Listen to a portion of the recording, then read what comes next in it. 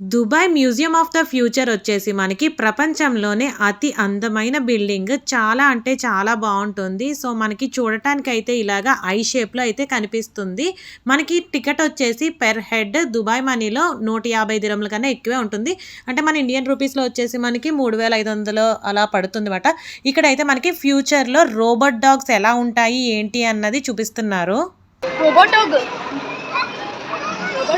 Robot డాగా?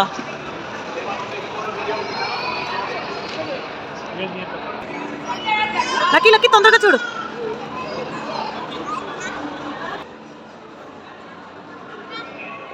Lucky నన్ను చూడు.